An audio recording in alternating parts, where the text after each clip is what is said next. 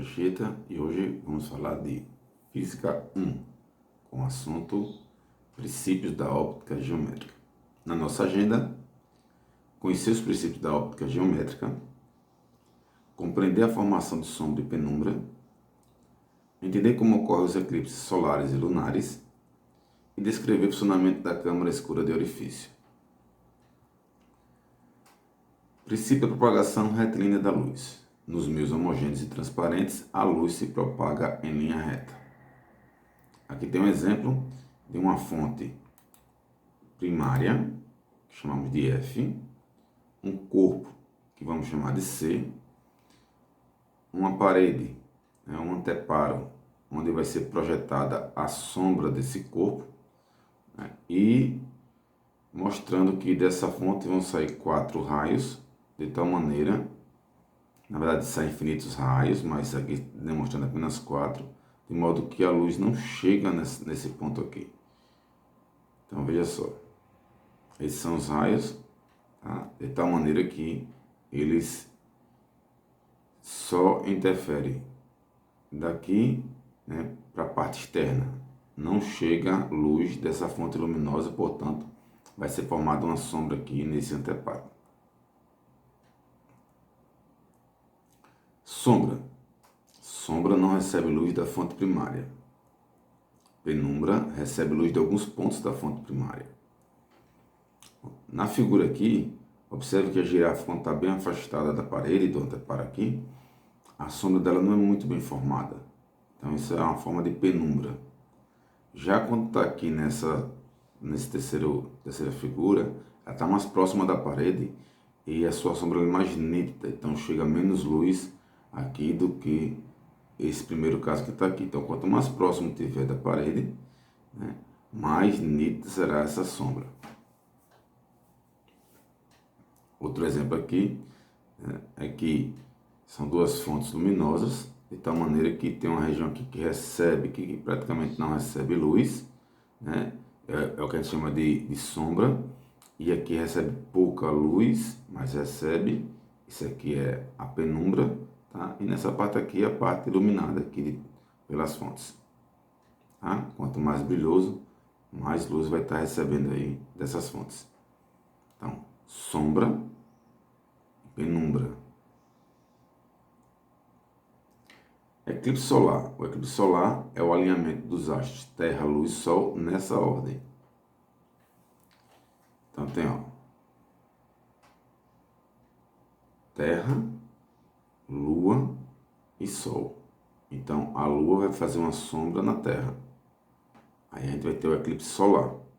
A Lua vai entrar aqui na frente da Terra. Aqui é a órbita da Lua e essa aqui é a órbita da Terra. Então, quando tem aqui a fonte primária Sol, quando vai iluminar, então veja que nessa parte aqui onde está esse A, é a parte de sombra, e aqui na região B é a parte de penumbra, porque chega luz parcial, nessa área aqui. E aqui onde está bem escuro, na região A, é onde ocorre o eclipse total, é a parte de sombra. Aqui são imagens de eclipse parcial do Sol. A Lua está aqui na frente do Sol, cobrindo parcialmente, ele não cobre totalmente, fica uma parte muito grande do Sol ainda à vista. Esse aqui é um eclipse total do Sol, ela cobre todo o disco da luz do Sol, fica praticamente como se fosse do mesmo tamanho. Na verdade, a proximidade com que a Lua esteja da Terra, ele vai acontecer isso aqui. Então a gente chama a Lua e cobre o disco solar, deixando visível apenas a coroa solar. E aqui é o eclipse chamado anular. A Lua está mais afastada da Terra, ela não consegue cobrir completamente o Sol, deixando um disco aqui, um anel, Por isso que é chamado de eclipse anular. Eclipse lunar, alinhamento agora de Sol, Terra e Lua. Então, antes a gente tinha Terra, Lua e Sol, agora Sol, Terra e Lua, Sol, Terra e Lua. A Lua vai para a sombra da Terra, se ficar completamente escondida aqui por trás da Terra, a gente vai ter o eclipse lunar. De tal maneira que essa região aqui é a região de sombra, né? Ele chama de umbra, e essa região aqui é a região de penumbra.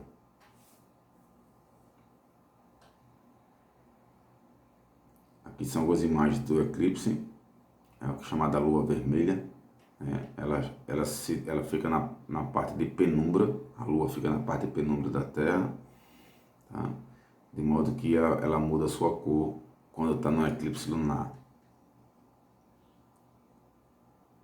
Aqui é um eclipse lunar parcial, onde essa parte aqui é a sombra da Terra.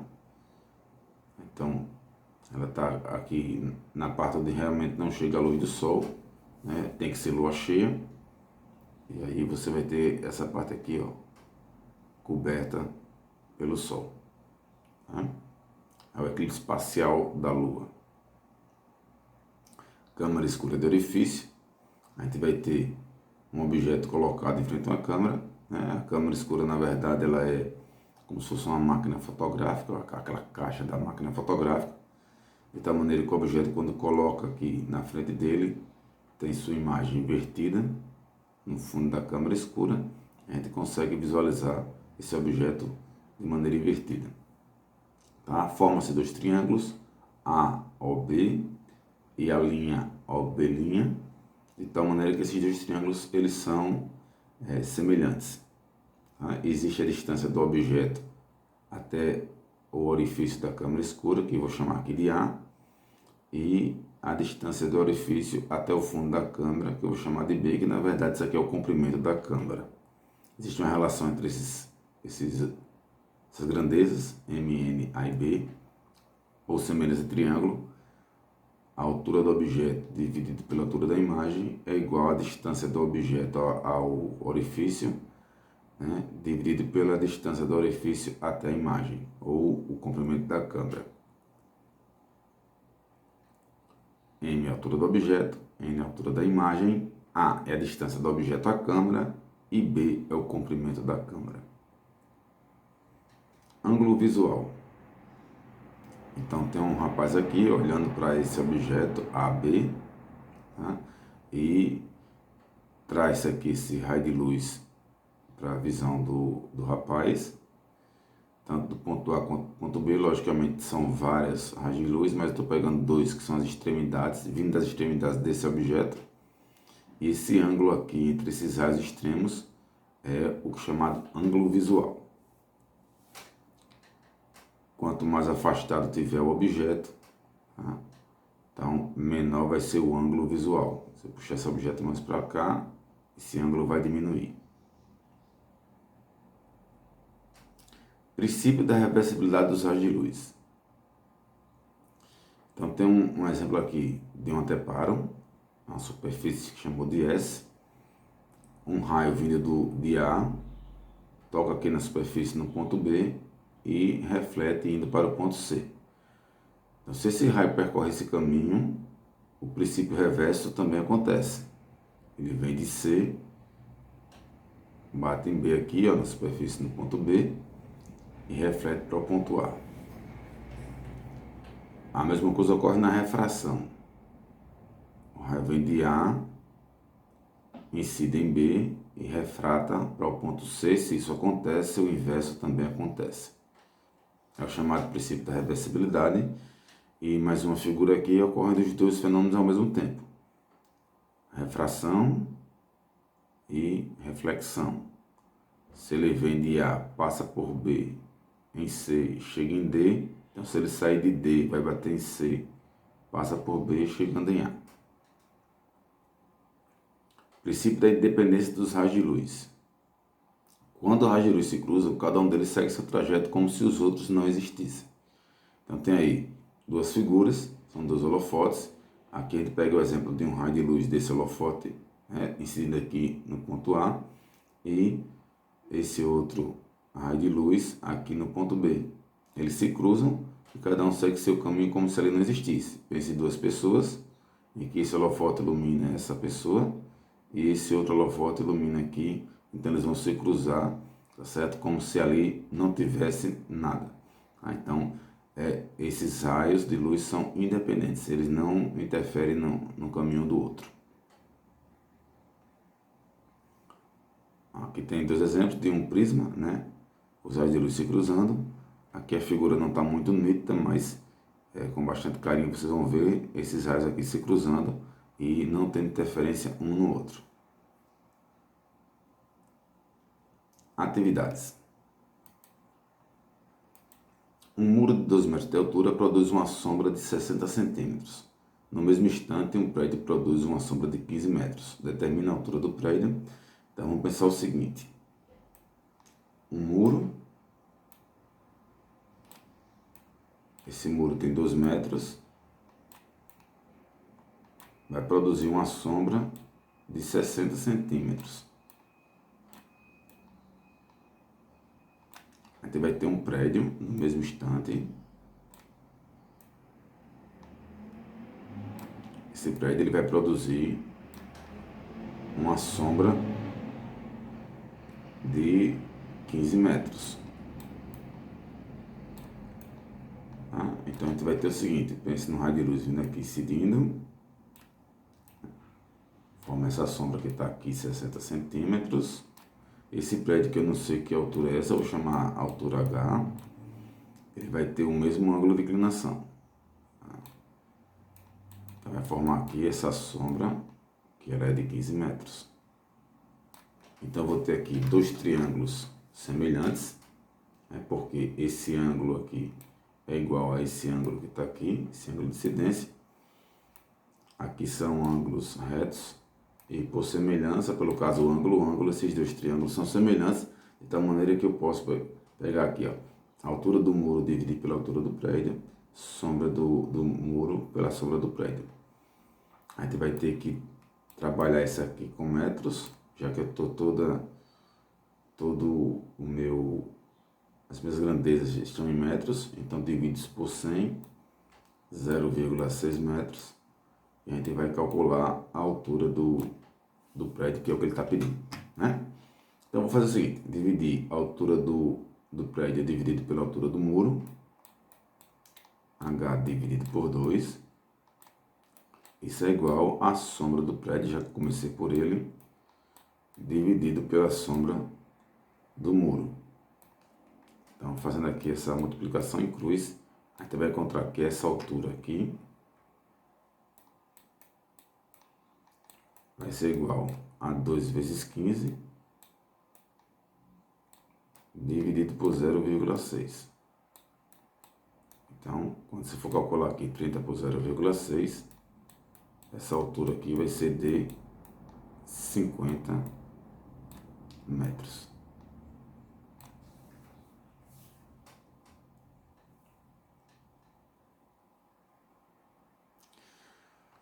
A um aluno foi dada a tarefa de medir a altura do prédio da escola que frequentava. O aluno então pensou em utilizar seus conhecimentos de óptica geométrica e mediu em determinada hora da manhã o comprimento das sombras do prédio e a dele próprio projetadas na calçada, L e A. Facilmente chegou à conclusão de que a altura do prédio da escola era de cerca de 22,1 metro. Então ele está afirmando que essa altura é 22,1 metro. As medidas por ele obtidas para as sombras foram Lzão 10,4,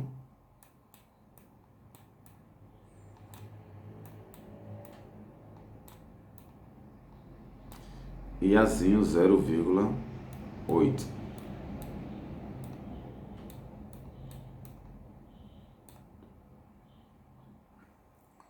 Bom, qual a altura do aluno? Então, a mesma coisa aqui, ó. Eu vou ter esse raio de luz vindo aqui. E vou ter esse raio de luz vindo aqui. Da mesma forma que a gente trabalhou na questão anterior. A gente vai ter que esses dois triângulos aqui, eles são semelhantes. Tá? Pelo fato que esse ângulo aqui é igual a esse ângulo aqui. Esse ângulo reto é igual a esse ângulo reto aqui. Pelo caso, ângulo, esses triângulos são semelhantes. Tá? E vale a relação. A altura do rapaz dividido pela altura do prédio, que é de 22,1. Isso é igual à sombra do rapaz, que é 0,8,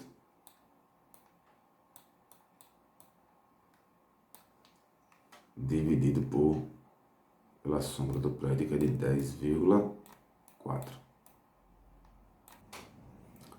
Fazendo aqui a multiplicação em cruz, a altura do rapaz.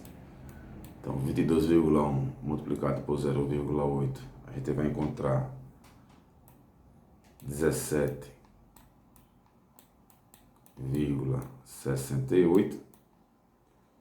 Vai dividir isso aqui por 10,4. E dividindo essa altura aqui, a gente vai obter o valor de 1,7 metros. Então, essa é a altura do aluno que calculou, né, a sua altura através desse procedimento.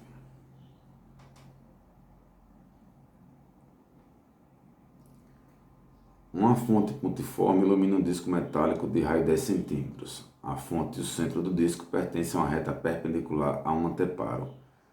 Sabendo que a distância da fonte ao disco é de 20 centímetros e do disco ao anteparo é de 50 centímetros, determine o raio da sombra do disco projetada no anteparo. Eu vou imaginar o seguinte, pense num teto, pensar num teto aqui, em que eu tenha uma lâmpada, uma fonte luminosa. Tá? E aqui, né, ele fala assim, que a fonte e o disco, o centro do disco estão na mesma perpendicular, na mesma vertical, tá? Pertence a uma reta perpendicular a um anteparo, suponho que o anteparo esteja aqui, ó, nessa parte de baixo, que seria o chão, vamos considerar o chão, e que também a distância da fonte até o disco é de 20 centímetros, então vamos colocar o disco aqui, ó. Tá? Muito bem. Então ele está falando que essa distância que está aqui é de 20 centímetros. E essa distância do disco até o anteparo é de 50 centímetros.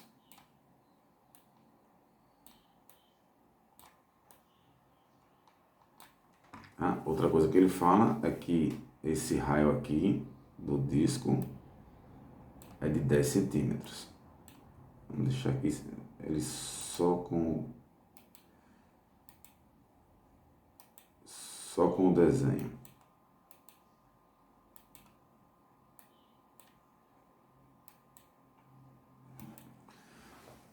Bom, então ele quer o raio da sombra do disco projetado. Então o nosso triângulo vai ser esse aqui, ó.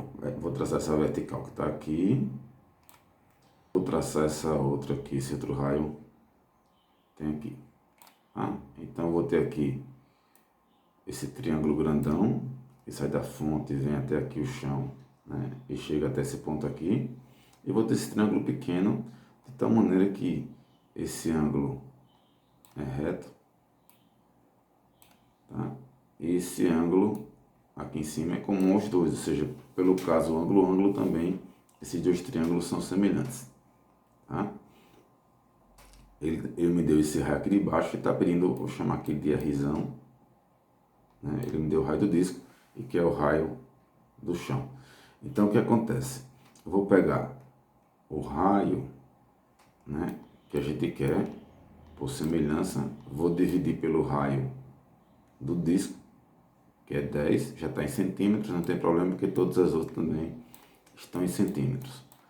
Então eu tenho aqui, ó, se eu comecei com esse raio aqui, eu vou pegar a altura toda do triângulo, então vou ter que somar isso aqui, 70, e vou dividir, né? Já que eu tenho isso aqui, eu vou pegar essa altura daqui do triângulo pequeno, que é 20. Tá? Para fazer fácil essa conta, veja só. O número que está aqui, ele é o dobro desse aqui. Tá? Então significa dizer que esse que está aqui, o 70, é o dobro do R. Então, faça aqui essas contas e você vai ter que o raio vale 35 centímetros. Então, o raio da sombra do disco projetada no anteparo é de 35 centímetros.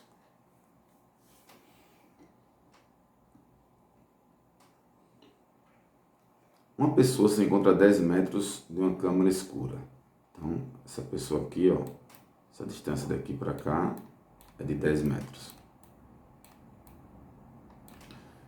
Sua imagem projetada na parede posterior da câmera, tá aqui a imagem dele, tem 20 centímetros. Então, essa imagem tem 20 centímetros. Se a pessoa se aproximar 2 metros, ou seja, se ela vier para esse ponto aqui, ela vai ter a mesma altura, né? Então, se ela se aproximou 2 metros, é porque agora ela vai estar a distância de 8 metros.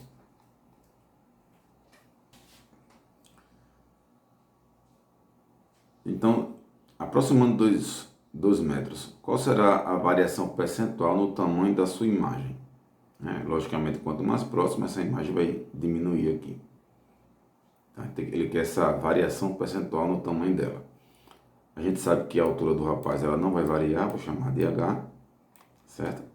E, consequentemente, essa altura que ela vai diminuir. Tenho certeza disso agora, de quantos por cento? Ela era 20 nessas condições, tá? Então, perceba que eu não sei qual o comprimento da câmara escura. Eu vou chamar esse comprimento de Czinho.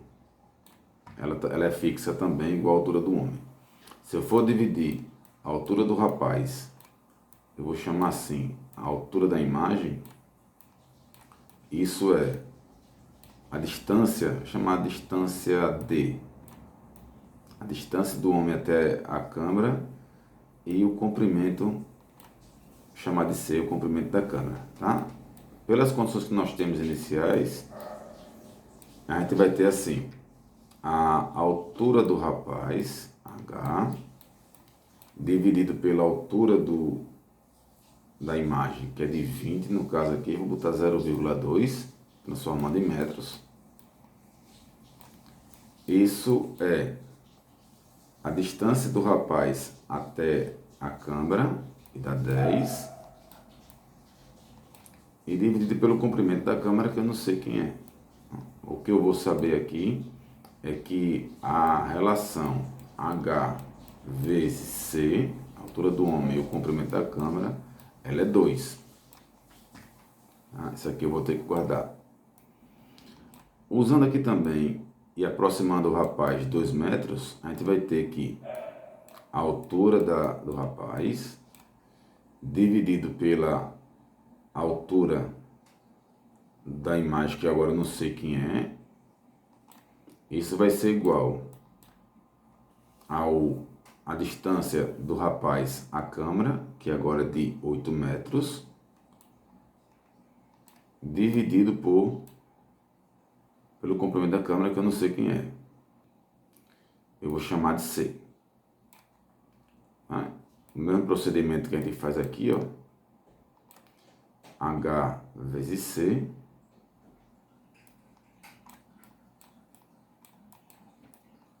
o H grande aqui, Hzão, é 8 vezes H.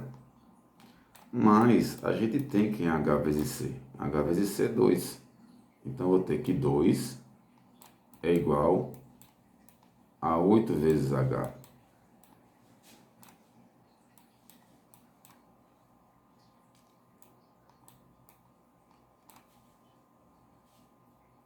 Então, H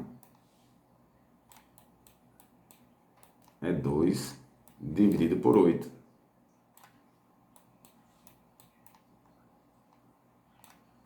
Então, isso aqui vai dar 2 dividido por 8, dá 1/4, dá 0,25. 0,25 metros. Ou 25 centímetros.